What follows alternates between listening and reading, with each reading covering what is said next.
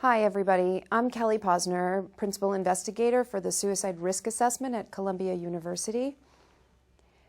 I always have to start this presentation with a statement of disclosure, which is all of our original work was funded by the FDA, and my institution has had research support as part of efforts to help execute regulatory requests, and I have never had any personal compensation at any time.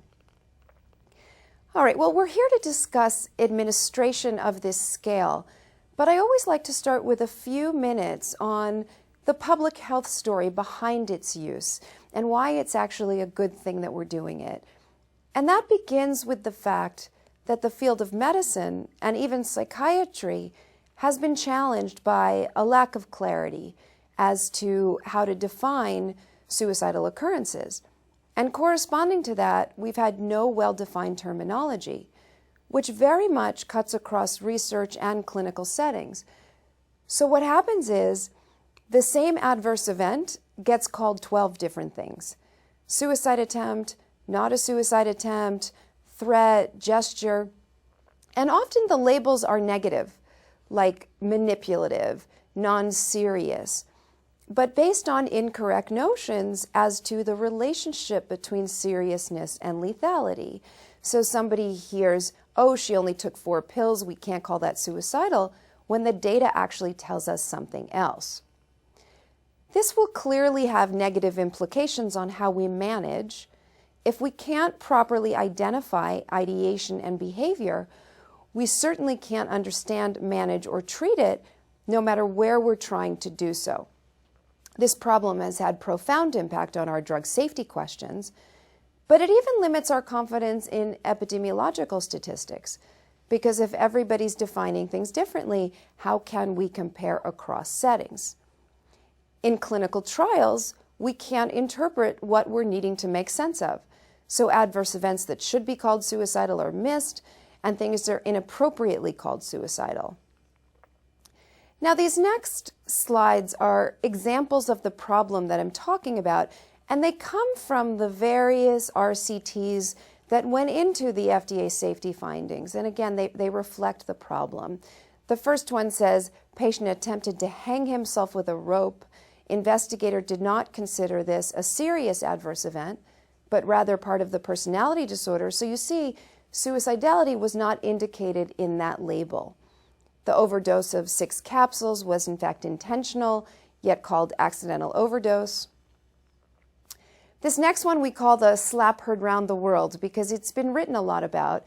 In fact, this scale about 2 years ago was on the front page of the New York Times because suicide assessment has become such a big issue. And this example was in there because it really tells the story. Somebody somewhere called a slap in the face a suicide attempt. Now, clearly a slap in the face should not be called a suicide attempt.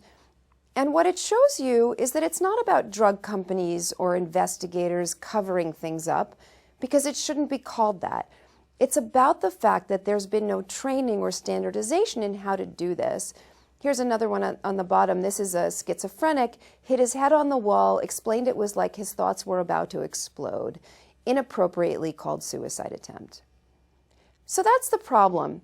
What happens when we start to do something about it? Well, when we first applied a standardized approach, beginning with the antidepressants, it led to a 50% reduction in suicide attempts, a 50% reduction in the harm ratio, which shows you why we needed to do better. And that's consistent with findings that misclassification can lead to overestimation of true risk in this context. But even that's not enough, doing something systematic. And what I mean by that is all the previous trials, including psychiatry trials, have not been designed to answer the questions we needed answered. They weren't set up to assess for suicidality. So in the previous risk findings, we had to make the best sense of limited information.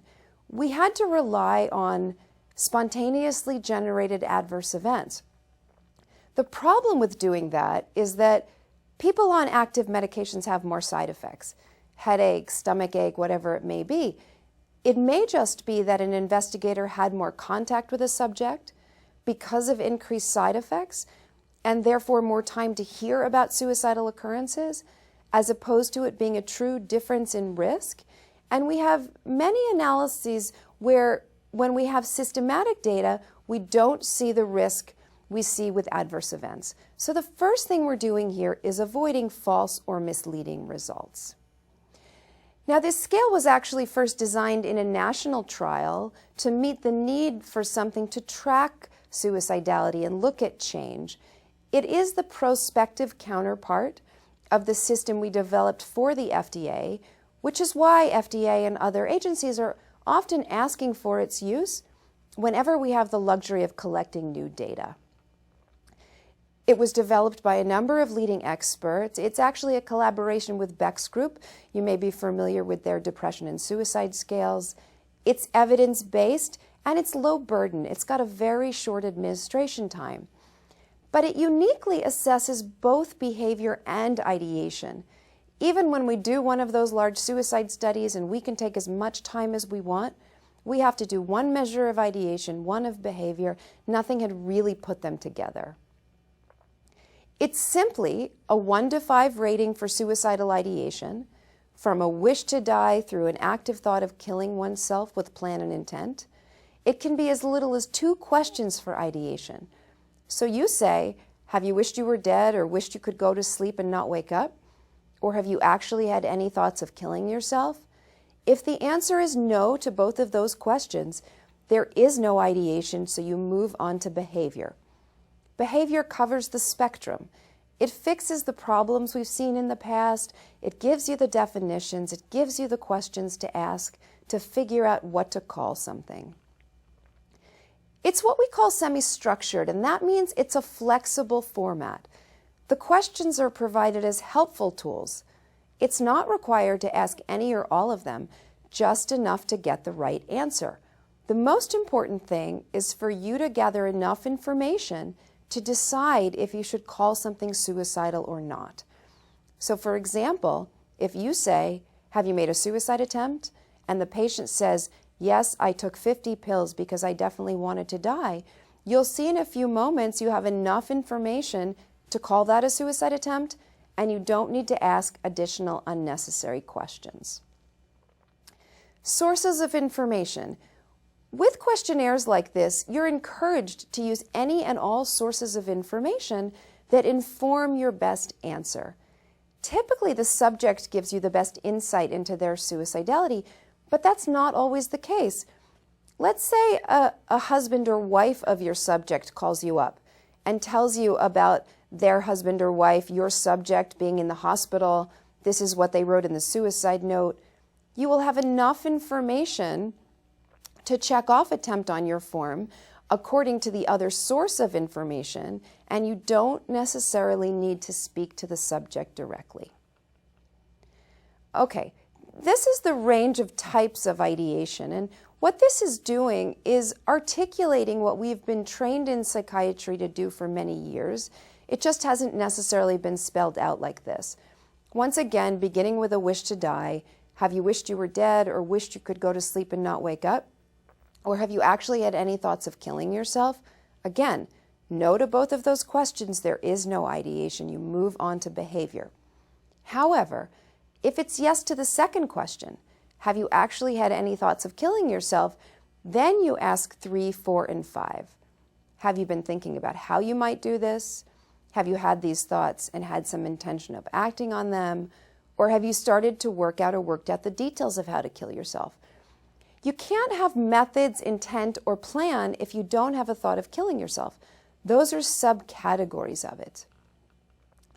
Now, once you determine if there is a thought, you ask a few follow-up questions about the most severe thought.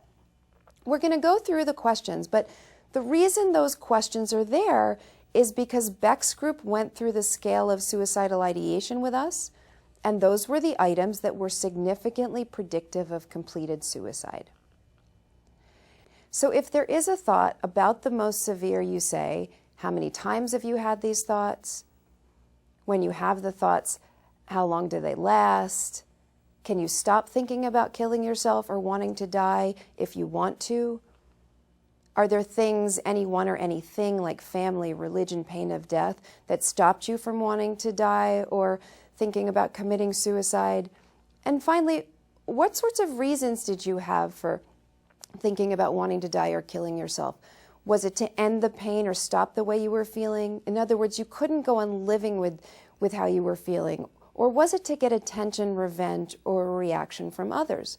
Or both? And we know if somebody says it was to stop or end the pain, that's more serious than otherwise. So if they have more frequency, longer duration, less control, fewer deterrents, and it's to stop or end the pain, that's when we worry more, and that informs your clinical judgment. The other thing that informs your clinical management is, when do we go to the next step? Well, our guidance is when they have a 4 or 5, intent or plan an intent. That becomes particularly important in non-psychiatry trials.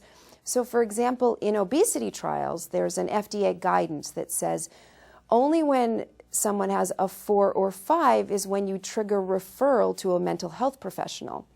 And what we think that's doing is reducing a lot of unnecessary burden and exclusions from studies and walks to ERs. Okay, we're moving on to behavior. And the behavior section is driven by this definition of suicide attempt, which is a self-injurious act committed with at least some intent to die as a result of the act. First of all, it says self-injurious act. It doesn't say self-injury. There does not have to be any injury or harm, just the potential for it. So if a man puts a gun in his mouth and he pulls the trigger, and luckily the gun failed to fire, even though he wasn't hurt, that became a suicide attempt as soon as he pulled that trigger. There does not have to be physical injury. Then it says with at least some intent to die. Well, when people are feeling suicidal, they often have mixed motives. It just has to be that any part of them was doing this to end their life for us to call it a suicide attempt. So if 5% of them wanted to kill themselves and 95% wanted to make their girlfriend angry, that's what it gets called. It used to be somebody would say, did you want to kill yourself? The answer would be no, they'd move on. Very often with that second question, did any part of you want to kill yourself, you get a very different answer. And then it says, as a result of the act.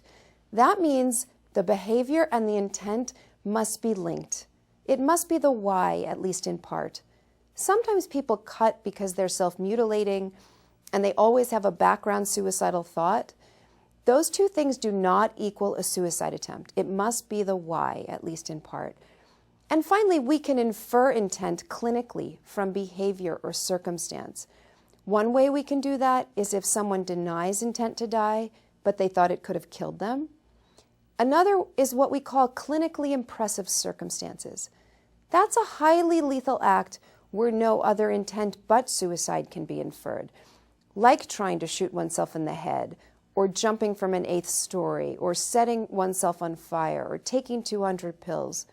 No matter what they say, we can't infer anything but that. Now, the other important thing to note about what we call suicide attempts is, as soon as the first pill is swallowed, or the first scratch with a knife is made, even if they change their mind 2 seconds later, and you know logically it couldn't have hurt them yet, it doesn't matter. As soon as that pill has been swallowed or that scratch has been made, it's already become a suicide attempt. Now, remember I said you don't have to ask any or all questions, just what you need? Well, it may be that a subject doesn't recognize something should be called a suicide attempt. So it may take you that second question. Have you done anything to harm yourself for you to even know that you have something to assess? And what we're doing is distinguishing attempts from non-suicidal self-injurious behavior. That's when they engage in the behavior purely 100% for reasons other than to end one's life. What we think of as self-mutilation, that's to relieve internal pain, feel better, feel something, or what we call affecting external circumstances. That's like if a man goes up to the roof because he believes people will feel sorry for him if they think he's suicidal. He actually has no intention of ending his life. He just wants to get sympathy from others. Well, if that man accidentally fell to his death, that's just what we would call it, an accidental death, because there was no suicidal intent associated with it. Okay, these are some cases from our hospital that we're going to go through together. The first one says, the patient wanted to escape from her mother's home. She researched lethal doses of ibuprofen. She took 6 ibuprofen pills and said she felt certain from her research that this amount was not enough to kill her. She stated she did not want to die, only to escape from her mother's home. She was taken to the hospital where her stomach was pumped and she was admitted to a psychiatric ward. Do you think that's a suicide attempt? Should we call that a suicide attempt? No, absolutely right. We shouldn't call that a suicide attempt. And there are a few important things to note about this case. All over this girl's record, it said suicide attempt. It wasn't until somebody took the time to ask the question why did you do it, that we got better, more reliable information. And we think that will always be the case. The other thing is, she also had suicide attempts, and she was very able to say, on these occasions I wanted to kill myself, but here I didn't. And the point is, you have to assess each occurrence independently. Don't assume if one thing was suicidal that the next thing will be, because they come together in the same patients. And it's very important for your outcomes or your risk assessment to know the difference between 4 suicide attempts and 1. Young woman following a fight with her boyfriend felt like she wanted to die, impulsively took a kitchen knife and made a superficial scratch to her wrist. Before she actually punctured the skin or bled, however, she changed her mind and stopped. Is that a suicide attempt? Yes, it is. Remember, as soon as that first scratch was made, it became a suicide attempt. Patient was feeling ignored. She went into the family kitchen where her mother and sister were talking. She took a knife out of the drawer and made a cut on her arm. She denied she wanted to die at all, not even a little, but just wanted them to pay attention to her. Right, that is not a suicide attempt. There is no suicidal intent associated with what she did. Patient cut her wrists after an argument with her boyfriend. Patient cut her wrists after an argument with her boyfriend. So there's not enough information in this case to answer the question. We know what she did, we just don't know why she did it. And both self-mutilation and suicidal behavior have stressors that precipitate them. So argument with boyfriend doesn't tell you anything.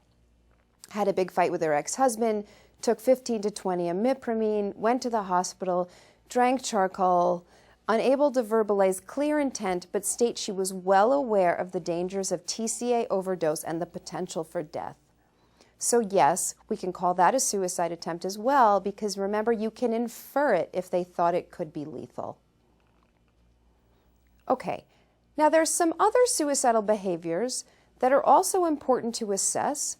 They just don't reach the threshold of an attempt. And the first one is called an interrupted attempt. That's when a person starts to take steps to end their life, but someone or something stops them. They're on the ledge poised to jump, somebody grabs them back. She has a gun in her hand, somebody grabs it out of her hand. An aborted attempt is exactly the same thing, but they stop themselves. So he goes up to the roof, he turns around and changes his mind. She has a gun in her hand, she puts it down. And the final category is any other behavior. Saying something is not a behavior, but any other behavior with suicidal intent. Collecting or buying pills, purchasing a gun, writing a will or suicide note. So the question is, have you taken any steps towards making a suicide attempt or preparing to kill yourself, such as collecting pills, getting a gun, giving valuables away, or writing a suicide note? So the very examples are in the question for you to ask the subject. Now for suicidal behavior, you want to select everything that's appropriate, but you only want to select something if it's a discrete behavior. So for example, if somebody wrote a suicide note as part of an actual attempt, you wouldn't check off preparatory behavior and actual attempt because it was part of the actual attempt, and you don't want to overcount things. The other thing to note about suicidal behavior is if there's ideation as part of the behavior, which usually there is, you only indicated it in the behavior. If there's a suicide attempt, you don't check off an ideation answer and a behavior answer because it's part of the behavior. Now, this is the attempts section, and I just want to highlight a few things. First of all, it's the only one with multiple questions. And remember I said you don't have to ask any or all questions, just what you need? Look at that last indented question. Or did you think it was possible you could have died from? Remember, if they deny intent, you can infer it if they thought it could be lethal. So you may need that question to get to the right answer. It just gives you the tools you may need to get to the right place, we think. And then at the bottom it says, has subject engaged in non-suicidal self-injurious behavior? We think that's really important because what that does is give you credit for having appropriately assessed something and ruling it out. If that weren't there for the self-mutilation cases, etc., it would just be nose down the page, and it wouldn't be reflected that you asked the right questions and decided something shouldn't be called suicidal. Completed suicide is on the form. It can happen in any setting. A similar example to the one I gave before, let's say a husband or wife of your subject calls you up and tells you about your subject's tragic suicide, or you may have medical examiner records. If you have enough information, that is what you would indicate. Lethality. We answer a lethality question for potential suicide attempts only. And if there was medical damage, we answer it in terms of what actually happened in terms of medical damage. Not what could have happened or should have happened, but what actually happened. This is the item. This is a compilation of the Beck Medical Lethality Rating Scale. This is a 0 through 5. 0 is no physical damage or very minor physical damage, e.g. surface scratches. So even a surface scratch can be a 0. 4 is severe physical damage, medical hospitalization, not psychiatric, because we're talking about medical damage here. But to circle the right answer, you need to ask one or two open-ended questions. So for example, if they cut, did it require a Band-Aid or a bandage? Did it bleed a little or profusely? Again, to be able to circle the right answer. Now, if there is no medical damage, like the gun that failed to fire, we answer one question about potential lethality. Another example where we would do that would be if somebody laid on the train tracks with an oncoming train, but they were pulled away before they were run over. As soon as they laid on those train tracks, by the way, that became an actual attempt, and both of those would be a 2. Behavior likely to result in death despite available medical care. Because if they had been run over by the train or the gun had not failed to fire, likely they would have died no matter what. Now on the form it says, if yes, please describe. What's the most important thing to write there or in your free text? What did they do and why did they do it? The pieces of evidence of why you did or didn't call something suicidal. Always remember to assess ideation and behavior independently. Don't assume if they deny ideation, they won't have behavior. There are people who think they've never had a suicidal thought in their life that will tell you they've made suicide attempts because they don't make the connection. Timeframes. The first time you do this in a new study, for behavior, you're capturing all lifetime occurrences, the total number of attempts ever, etc. But for ideation, we treat it a little bit differently because it would be hard to average a thought across a lifetime. It wouldn't be very representative. So the reference time point there is the time they were feeling the most suicidal. The time in your life you were feeling the most suicidal, did you wish you were dead, etc. And actually Beck's group finds that time frame to be the most predictive of completed suicide, so it seems to have the most clinical meaning. And sometimes this scale is being put in the middle of ongoing trials because some good data is better than no good data, or for safety monitoring. In that case, there's something called an already enrolled subjects version, and that baseline covers 2 periods, prior to study start and since study start. So before you came into the study, how many attempts had you made, and how about from the study start till now? And whichever the case, every time you see the patient after that, you use the since last assessment version, since last visit, and that captures all events and types of thoughts since the last assessment. Since I last saw you, have you done anything or had thoughts of? So a few more case examples. Patient experienced heartbreak. She took 4 clonazepam, called a girlfriend, and talked her, cried it out. She was dismissive of its seriousness, but indicated she wanted to die at the time she took the overdose. Now, what would we call that? An attempt, interrupted, or aborted? Attempt, interrupted, or aborted? It would be called an attempt, because remember, as soon as she took that first pill, it became a suicide attempt. During pill count, the study staff discovered that 6 tablets were missing. Upon questioning, the patient admitted she was saving them up so she could take them all together at a later time in order to kill herself. Interrupted, aborted, or preparatory behavior? Preparatory behavior. Collecting pills is the very example that's even in the question. Patient reported he first started thinking about killing himself when he was 12. He thought about how easy it would be to pretend to fall in front of a bus before it was able to stop, so that it would look like an accident. Although he thought about it often, he said he didn't have the courage to do it. Now that's obviously ideation, but the type of ideation is thoughts with methods. This isn't a plan yet. A plan would be more detailed. A plan is next Tuesday at 3 o'clock, I'm going to go into my husband's medicine cabinet when I know he's going to be away at the office so he can't come home to stop me. A plan would be more detailed.